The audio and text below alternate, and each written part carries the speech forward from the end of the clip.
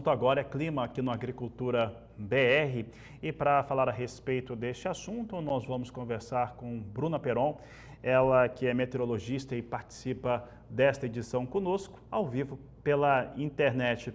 Bruna, um prazer tê-la aqui mais uma vez.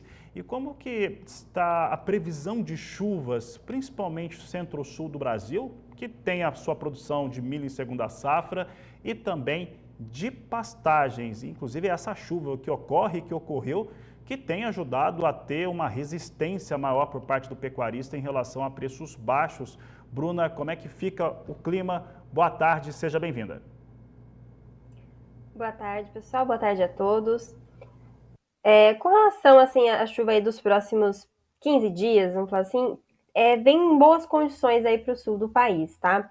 Especialmente falando entre o final dessa semana e ali ao longo da semana que vem, a gente tem ali a presença de dois sistemas, duas frentes frias, uma já se formando entre hoje e amanhã, a outra no começo da próxima semana, a partir de segunda-feira. Esses dois sistemas eles vão avançar aí pelo sul do país, pegando áreas do Mato Grosso do Sul, áreas do Paraná que vem sofrendo bastante aí com essa estiagem, chuvas muito irregulares. Então, tem expectativa desses dois sistemas avançando aí nos próximos 5 a 7 dias que possam trazer chuvas mais expressivas, mais volumosas para essas áreas que vem sofrendo bastante. Esses dois sistemas eles vão avançar pela região sul como um todo, então tem expectativa para volumes expressivos de chuvas, especialmente aí entre o final de semana e começo da semana que vem, né, devido a essa segunda frente fria. E essa frente ela também pode trazer chuvas aí para algumas áreas de São Paulo e Minas Gerais no decorrer da próxima semana, né?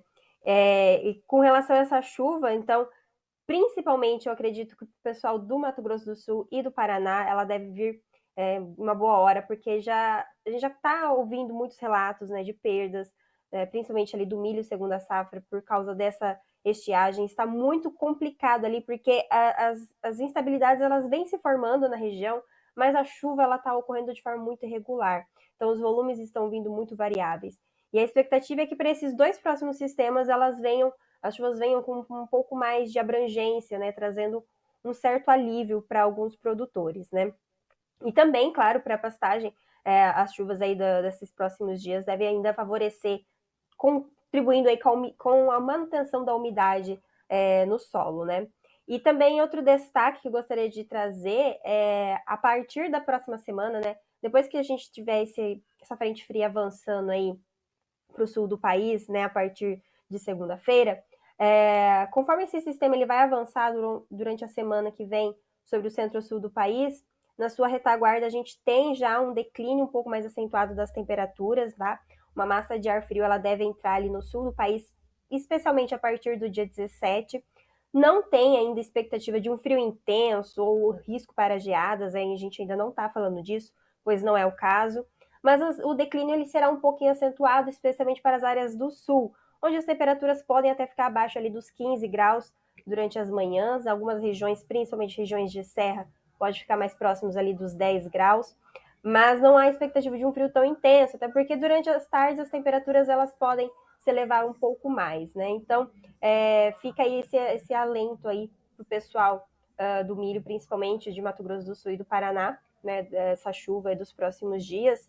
Não sei ainda até que ponto essa chuva ela pode, a essa altura, beneficiar. Acredito que ainda tem muitos produtores que vão se beneficiar com essa chuva.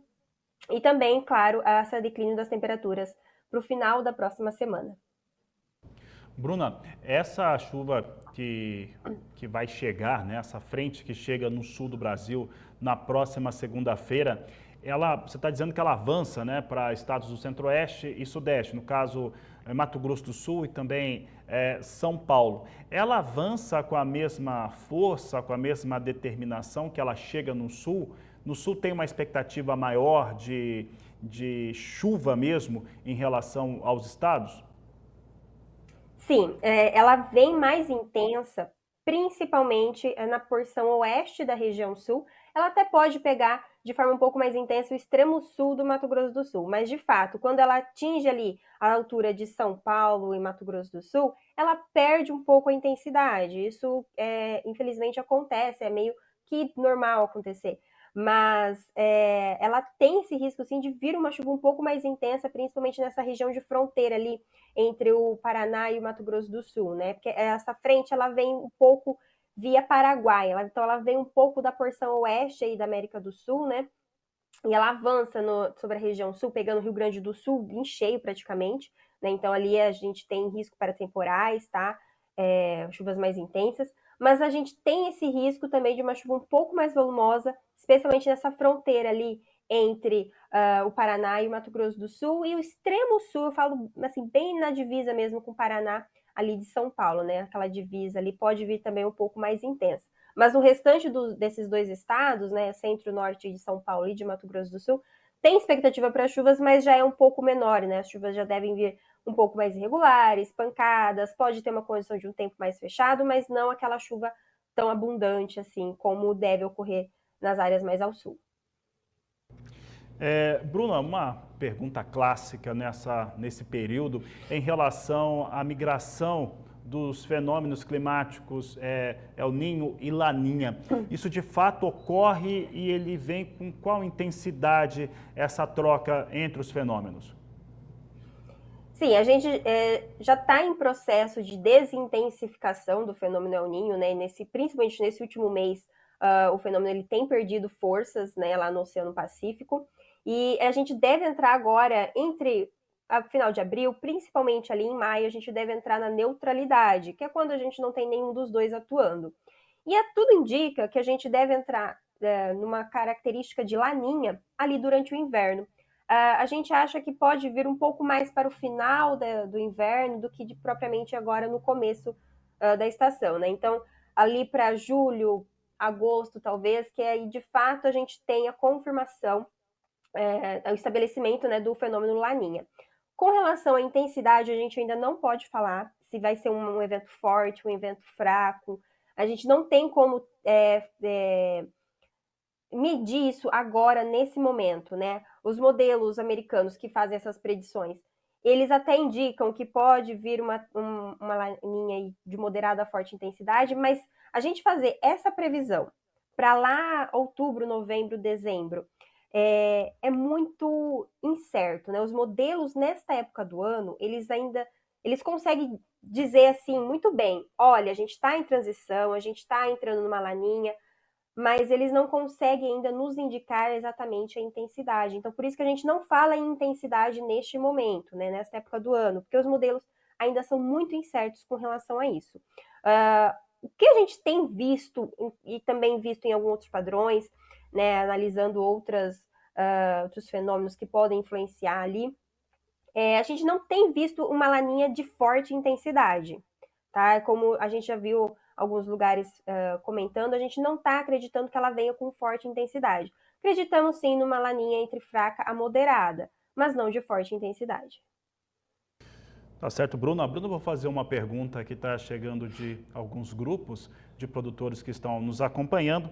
A pergunta que está sendo feita pelo Marcelo Roberto Dias, de Luiz Eduardo Margalhães, no estado da Bahia, e ele está questionando aqui a respeito das chuvas na sua região. Eu lembro que a colheita no estado da Bahia chegou a 62% até este último domingo. Como é que essa região do país ela está recebendo mais chuvas? Pode receber mais chuvas? Como é que fica essa situação, Bruna? Olha, a região ali da Bahia é engraçado, porque é uma região que não tem faltado chuvas, mas também não tem ocorrido em excesso.